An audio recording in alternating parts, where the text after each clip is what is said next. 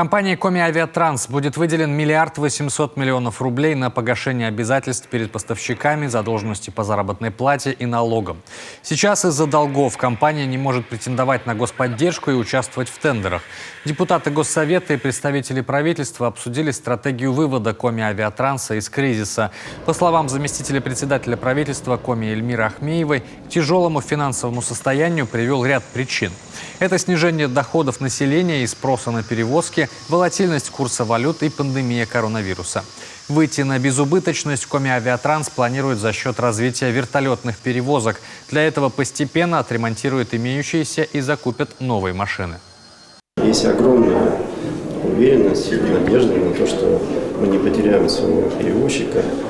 Мало того, вы знаете, что глава республики и правительства добились, что президент серьезно обратил внимание на эту проблему, и уже есть поручения, в результате которых аэропорт Воркута, возможно, будет передан на федеральный уровень.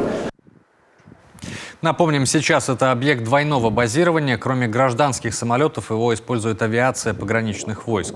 Однако все расходы по содержанию комплекса ложатся на республику. В год около 60 миллионов рублей. В перспективе Коми рассчитывает на передачу в федеральную собственность всех региональных аэропортов.